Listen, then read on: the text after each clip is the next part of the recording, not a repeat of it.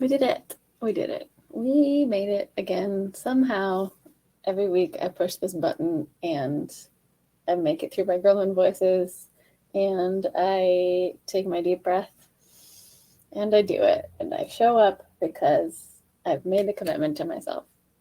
And thank you for those of you that show up. I did change the time of my lives because daylight savings time happened. And I just needed to make it work with my schedule for the rest of my lessons. So now we are at 6:30 Eastern, which is 3:30 Pacific and 1:30 Hawaii. Because Hawaii doesn't do daylight savings time, but everywhere else does, except for Arizona, I believe. So that's a fun thing.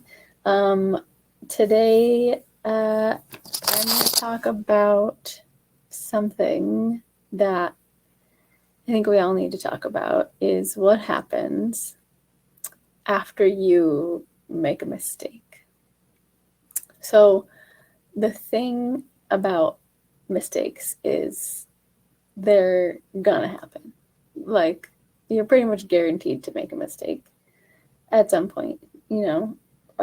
Whether if you're doing a 10-song set, you're bound to mess up on one of those songs.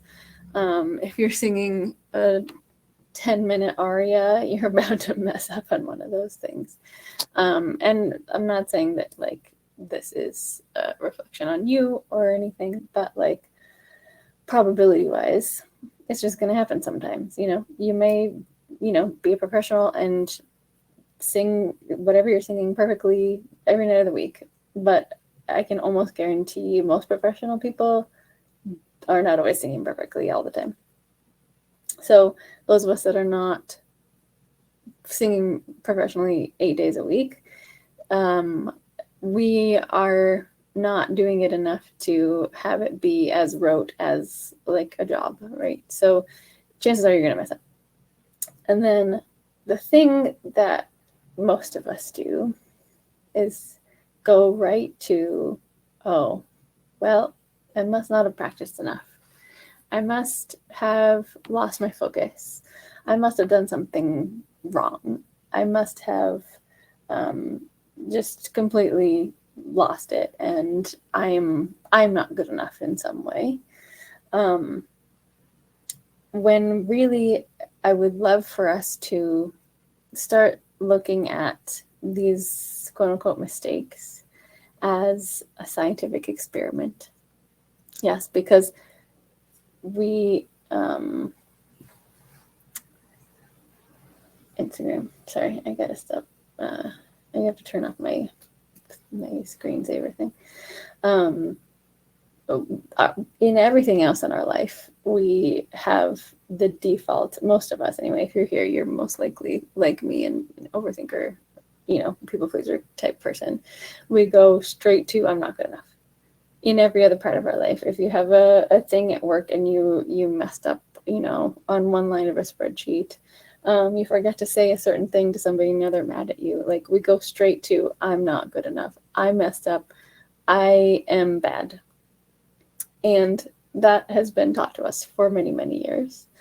Even if it's not something that you did wrong, even if you just had an argument with somebody, you still believe that your perspective is the right way of thinking.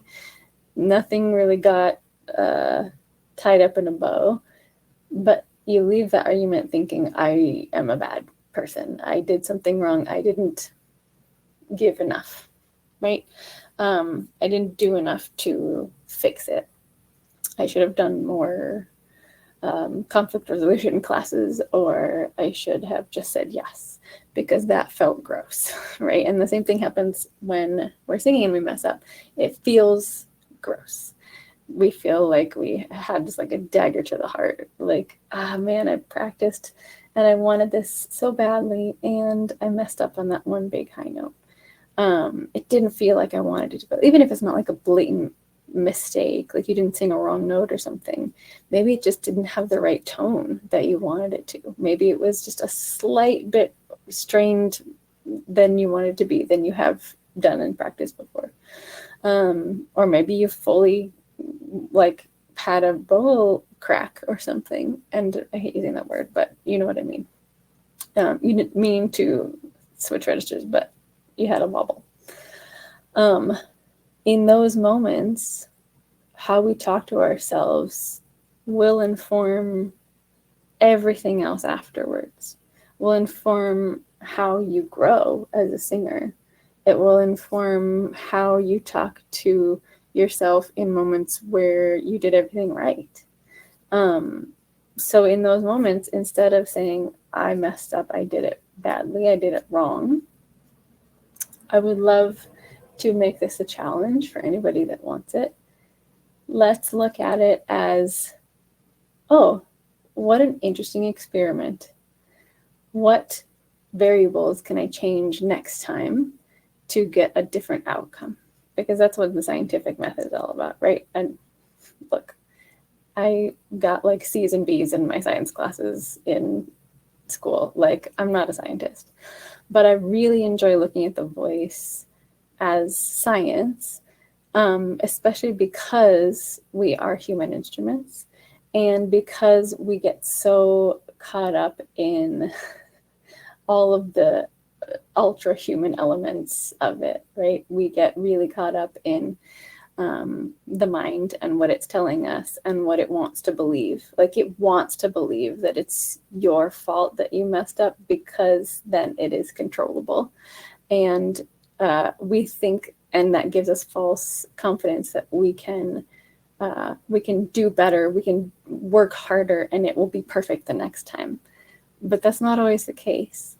And so I like looking at it from a scientific point of view, because instead of saying, I need to fix this, it's wrong and I have to do better, which adds so much pressure and weight onto it and meaning, and it connects to our worth as a person, as an artist, as a singer. What if we take all that out of it? I know it's hard to do. It's almost unrealistic to do, but at least we can try, right? We can start to tune our brain a little differently so that we are instead thinking about, oh, that's an interesting outcome in my experiment of making sounds. That is not the sound that I intended to make. Instead of making it all about you and what you did wrong, let's ask the question, okay, what variables went into making that sound? Okay, let's think about it. My air is a variable. The speed of the air, more likely. My pharynx is a variable. Like, what shape was it making? Was it closed? Was it open? My mouth shape is a variable. My intention behind the placement is a variable. And so if you look at all four of these things, these are just straight up mechanical things. We're not even mentioning all the human elements here. Like, what of those four things do I have a tendency of not being present with, right? So if, for example, if you are a freezer, if you're a person that gets really scared easily, and sometimes when you try and hit a note, it just doesn't come out, like you're trying for it and there's just no sound. Sometimes our breath is the issue, and we are not allowing ourselves to create a steady stream of fast air enough so that it can make the vocal folds resonate in the best, most efficient way. So if that's a thing that is your usual thing, let's tweak that variable and see if we can find a place to bring your breath back to a relaxed and released and easier place so that we can have that steady stream of air while you're singing. And then maybe the sound will come back to a more intentional place of where you wanted it to go in the first place, right? And if you fix that one variable, if you adjusted that one variable and the sound is still not what you wanted, go through all the other variables. Like, what's your mouth shape doing, right? Is your vowel a little too small in that moment? Like, do you have to hit a pretty high note on an E? E's are notoriously really easy to like clamp down on your teeth and have your cheek muscles be really tight, your chewing muscles. And so then whatever sound you're trying to make can't fully be released because you're tightening in here. just because of the vowel that you're on. And so maybe we try, instead of an E like we do when we're speaking, we try and relax those chewing muscles. And we turn it more into an E with the tongue relaxed and a little bit of space in between the back molars. So E instead of E, it already sounds a little more open, right? And so maybe that helps. And then your scientific experiment has a conclusion, right? So like you're going through all the ways that this note could have possibly gone wrong. And you say, breath, okay, I tried to adjust that, didn't really do anything. Okay, cool. Mouth shape, I tried to adjust that, it totally helped and opened it up. Conclusion, I need to relax my chewing muscles, make some taller vowels, adjust my mouth shape when I'm trying to hit that note. So then you have a game plan for the next time, right? And all the weight and the worth and the meaning is taken out of it. And granted, it's going to come back in later. We're humans. It happens. But if you're able to at least look at these mistakes as an experiment, one time through the experiment that didn't go as intended, then it becomes like, oh, well, scientists do experiments and have hundreds of thousands of times through where it didn't go as intended. That's how they create their conclusions. Like they know beyond the shadow of a doubt what doesn't work because it's happened millions of times. They've failed and they made a mistake thousands of times. And I don't, I don't know why it's so hard for so many of us to see our singing in the same way. You know, we put so much weight on it. Like if I can't get it right within the first 2 or 3 times, then I suck. Why can't we look at it like a scientist does? Like you're just experimenting with these different mechanics of your voice. And if one doesn't work, try the next one. If that one doesn't work, try the next one. If that one doesn't work, come see a voice teacher. Then we can work on different shapes, different exercises to strengthen whatever is not working for you in that moment when that mistake is not happening. Now, if you notice, I'm trying to do air quotes when I say mistake because it's all very relative, right? Mistake doesn't mean good or bad. It just means didn't go as you intended. And I try and use that language as much as possible because it's really important for me to not be the judge of good or bad. You know, otherwise then I'm taking way too much power, you know, judging art and music. Like that's not my job as a voice teacher. My job is to be like, did you hit that the way you wanted it to? No, let's try something else. Was it intentional or not? Okay, let's ask why. The other part that not a lot of voice teachers talk about is, okay, we went through all of those mechanics. We went through the breathing. We went through the pharynx. We went through the mouth shape. We went through the placement and your intention on where the sound is going to. If the sound is still not the way you intended it, let's say it's a very squeaky high note, for example, let's talk about the human elements. Right now we add in the human elements of the science experiment, which is always part of a science experiment. You can't ever take it out as much as they try.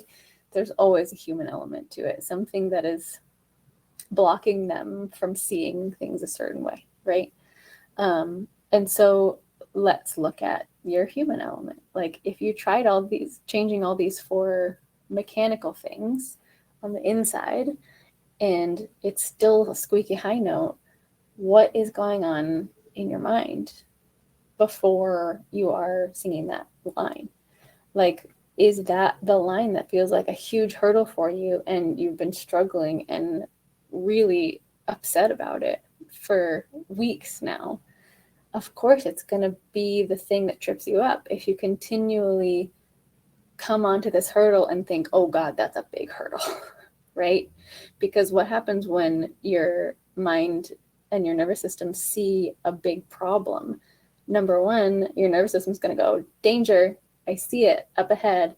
I'm going to tighten everything up so I can get ready to run away, right? And so even though you worked through the mechanics, you opened up your vowel shape, your nervous system is now in charge.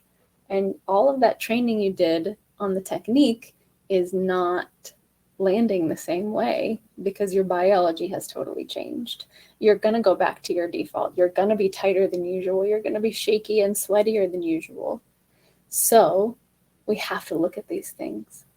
If the mechanical changes are not making a difference, we have to look at the human parts, and we have to look at what's happening in here and in your nervous system. I do this to mean nervous system because it's your whole body.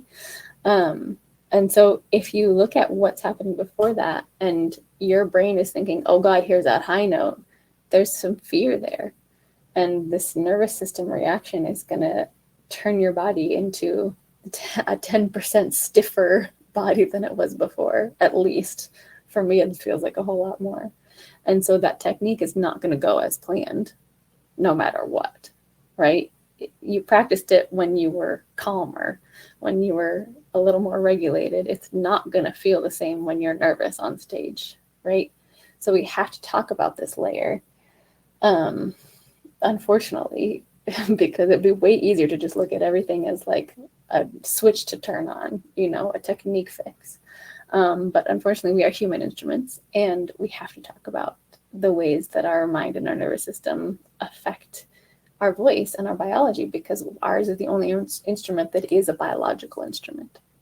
So when you have this squeaky high note that's just not going away, you looked at all the mechanical stuff, it's still not going away. You're afraid of it. What do? We talk about what in your past, what evidence do you have that that high note is dangerous to you, right? Have you had anybody say in your past, like, you can't sing those high notes? Who are you? Mariah Carey, right? Like, you look at all of the evidence, little evidence, again, we're getting scientific, that your nervous system has that have told you that high notes are scary.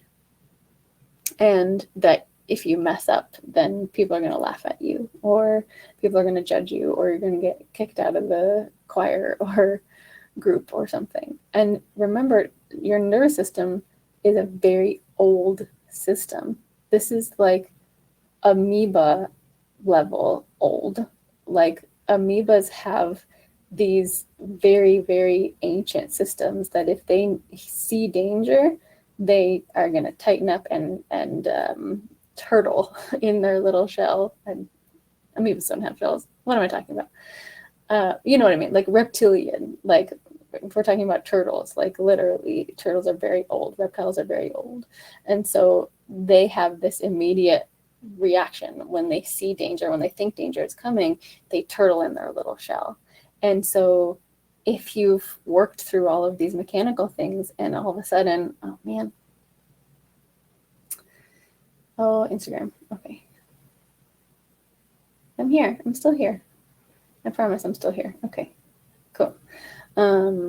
So if we have all these moments where like you work through all the mechanical stuff and you are on stage and it's still not happening, there's a reason for that. And that's because your nervous system is still seeing that one big high note as a threat.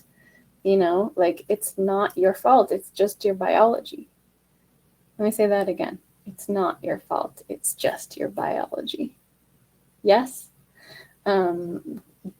Danny, you're welcome to come on if you want to, if you're still here.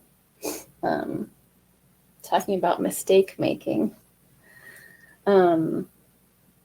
So we're just talking about, yeah, totally. High notes feel like a threat to a lot of people. It's very scary. And so that is what the next layer we have to look at. And we have to get scientific about that too. Like, you have to be now a biologist as well as a voiceologist or whatever you were before. You have to look at it like, okay, my biology is reacting to this perceived threat. How can I train my nervous system so that it is not a perceived threat anymore? So even in the face of this high note, can we give safety to ourselves? Yes. So sometimes it helps to just like talk through it. Realize that your choir teacher from 3rd grade was like telling you not to sing high notes, and that's the reason. And all of a sudden you have this breakthrough and like, cool, I get it. I can totally sing it now. I can tell that grandma to F off and be good. But in the other parts, like, it's biological level. It's your most ancient self saying, hey, look, this is a threat. You better watch out. And so you already have the technique down. We worked on that, right? And so if you can give your body a sense of safety, like through touch, that is a great way to go in, through the body. I talk about Ruby Rose from Muscle Music every single time I come on here, because these ideas have changed how I view my voice and my students' voices. So like, she'll have you like do a little hug, like realizing through touch that your body is safe. Feel those atoms kind of settle like snow in a snow globe. That external threat is not a threat. You can be safe in this moment. And still think about singing that high note. Maybe you start to get a little tense again. Notice what's happening in your body. Give yourself a tighter hug. I realized today that the exposure and continuing to allow myself to sing the high notes is slowly making it easier. Yes, ma'am, indeed. So this is exactly what we do. We remind our body that we're safe. And then from here, without even letting go of your hug, go for that high note. And I think you'll be surprised at how much easier it is to hold that space open. That default action that was closing your vowel or closing your pharynx or whatever the issue was, tongue tightness or something. When your body feels safe, usually we find that it can open it up. You don't have to go into that default reaction when your body feels super safe, because that's where it was coming from. It's deep within your bones, right? And so if you're giving your body clear, constant reminders that you are physically safe, and you then go to hit that high note, which was before your perceived threat, you're safe. And you can continue to be safe. You can hold yourself through that scary tunnel. And doing it a couple times, over and over again, maybe 10 times, maybe 15 times, and you feel yourself start to open up, then not only are you doing it over and over again, just practicing it, you're giving your body and your nervous system evidence that it can make that sound. It can open up in the face of this perceived threat, this scary, squeaky high note that has been squeaky before, that has been your nemesis. You're doing it from a place of safety. And then your nervous system realizes that, oh, this note is in my safety bubble. I can do this and feel safe, and nobody's going to yell at me or laugh at me. I can make the sound that I want to make. I can make the intended sound. And I can do a little bit of this every day. So eventually you don't have to be giving yourself a hug while you're singing it. But at the very beginning, do it. Why not? It can't hurt, right? It can only help remind your body that you are safe. And we love safety. This is the most important thing. This is why I talk about this so often, because so many people in the entertainment industry just burn out because they're not thinking about their safety. Nobody around them is thinking about their safety. They're just thinking about what they can do for them, right? The artists are thinking about, oh, I have to put on a perfect performance for these people because they're paying me. Like, even if you're not a professional artist, like if you go do karaoke, some of us build that up in our heads. Like, oh, I have to put on a perfect performance. I can't mess up any notes because people are going to laugh at me. I'm going to get kicked out of the group. And this goes back to the very old biological shit that we deal with, right? This is, I am going to get kicked out of the group, and then I'm going to have to sleep in the cold, and I'm not going to survive, right? This is a biology issue, straight up. We're scared of making weird noises in front of people and singing bad songs and messing up and making mistakes because we're worried we're going to get ostracized. And biologically, that means death for us, right? It doesn't make sense in our modern brains, but don't worry, you're biologically still working the same way as we did when we were cave people, right? So just keep in mind, it's not your fault. It's biology and the patriarchy. Yes, thank you. That always has a lot to do with it, right? These entertainers are made to continue on through everything because that's what we've been taught is the only acceptable way, right? We have to just suck it up and man up and do the thing that we have been training to do. And if we can't, then it's our own fault. And that is a very masculine idea. And it pervades through all of our social systems, our job, how we see our jobs. And so those of us that are brave enough to, or stupid enough to pursue a career in art, we have a lot of work to do around this. Like, we're trained to treat our career like working in a factory. You know, you go punch in and punch out every day, and you got to show up for work, otherwise you're penalized. Art doesn't work that way. So you have to learn to give your biology what it needs, which is safety. And so if that means taking a day off, you got to do it. There's a lot more artists out there that are on tour, and they're starting to talk about how they're burnt out and sick and exhausted and depressed because human beings weren't made to perform every single day of the week for 3 months at a time. It's not normal.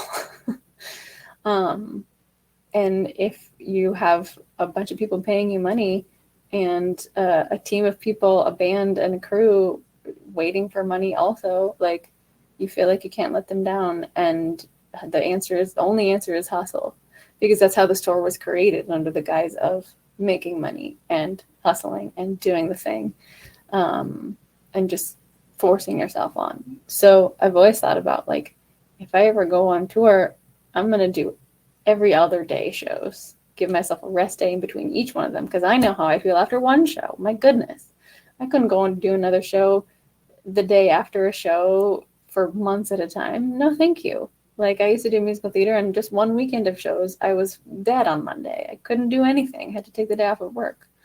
So we really have to keep our safety in mind in everything we do, in our jobs, even if it's not an art job, in our relationships. Like, you have to feel safe. Otherwise, you're going to lash out, or you're going to turtle, or your biology is going to do what it needs to do, which is find safety. If you're not going to do it for yourself, your biology is going to do it for you. And in the case of singing, that means closing up for some people. That means over pushing for some people. That means their tongue is getting really involved, trying to force that note into being perfect. Somehow I got on my soapbox again. It really is all related. So all this to say, after a quote unquote mistake, we have to treat ourselves differently. Instead of saying, what's wrong with me that I made that mistake, we're taking all the worth and the weight out of the situation. We get scientific about it, and we say, okay, number one, how is the mechanics doing? Right? Am I overtired? Do I need to rest? Do I need to drink water? Do I need to look at my breath speed? Do I need to look at my vowels? Do I need to look at all the mechanical things? Once I do that and rule all of those out, what's going in my mind? Is the fear creating an undesirable mechanical issue instead of just not knowing the technique? Because they're very different things, right? Do I feel unsafe on a deep level trying to hit this note because of many times not having the sound that I want? Like, that can lead to unsafety, right? And then so we have to go through all these things and let it be a science experiment. Like, oh, okay, it wasn't my breath support, it wasn't my mouth shape, it wasn't anything else. It's the fact that I don't feel safe in this situation. Okay, so there's your conclusion, your scientific conclusion. It's not, again, not your fault. It's your biology. It's your biology. So we're going to take care of our biology, whatever that means for you in this moment. And if a hug doesn't feel right, if you're more in a fight or flight state, go punch a beanbag. a punching bag. Go do some squats, get some muscle engagement happening, go for a little sprint down the street, come back, see how you feel on a very deep nervous system level. Then try and sing. Let me know how it goes. But what I don't want is for you to say, oh, I messed up, I made a mistake, what's wrong with me? Okay? Keep an eye out for those words in your head, because that is a dagger to the heart that none of us need more of. It's not wrong with you. There's a scientific reason, and we're all just scientists doing experiments. Okay? Sound good? Thanks for being here. It's nice to have you. Nice to see you, Danny. I'll see you very shortly. If anybody else is new here, thank you for being here. I really appreciate you showing up to my lives. It makes me feel happy to talk about this stuff that I'm so passionate about. If you can't tell, I love it. If you have questions for me, feel free to pop them in the chat. I will answer them in a video later, hopefully. I also am cooking up some new things. So I have my vocal magic program, which is my favorite thing. It's lovely. But I also am realizing that there are some people out there that can't afford to spend the time to do a 6-month program. Totally get that. Can't afford to spend the money on a 6-month program like that. Also totally get that. So I may be, in the next few months, offering a lower commitment style membership-y kind of thing. So if that intrigues you, give me like a little emoji in the chat, and I will let you know when it's ready and what kind of things you want in there. It's for people who private sessions and a big old group program is just too much right now, but you still want support in your singing. And this it will include live time, of course, because I'm not going to just leave you hanging. But it'll be less of a commitment, which is handy. So yeah, let me know if that intrigues you. Put a little emoji down there. If you're brand new here, go and check out all my stuff. I got all kinds of stuff up there, you guys. There is a little ebook you can download for free. There's warm-ups you can download for free. You can always book a call with me. It's very affordable, trial lesson, and you can see what would work best for you. I will help you, give you feedback on your singing. We'll talk about what the next steps are for you, what program would be right for you and your goals and your availability at this moment, because I'm about to have more variety. So that's exciting. So go check out one of those things. The trial session link is up. I have availability in my private studio, so it's here for you whenever you like. Oh, I have a bundle also available right now. So if you're somebody that has like 0 time and you're like, oh my God, the holidays are coming, about to have less time, but oh man, Instagram did it again. Okay, hopefully you can still hear me. I'm so bad at this timer thing. If you're one of those people that doesn't have time for hardly anything, but you know, every once in a while you binge podcasts on your way to work, or you go, you know, get through half of a Netflix series in a week, maybe this is right for you. I have 3 full-hour workshops that are for you. You can participate on your own time, spend as much time as you want getting through them, as many times as you want. You always have access to them. There's a bundle up there. It's 20% off right now. It's called the Love My Voice workshop bundle.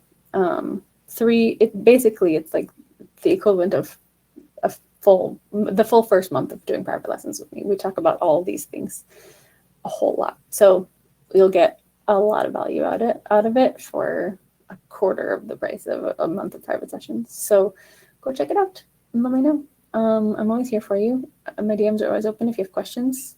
Happy to answer them. Happy to make videos about your questions. Yes. Happy November. I can't believe it's November. Happy holidays. And I'll see you. It's too late for that. Sorry. It's happy mid-November. There you go. And I will see you very soon.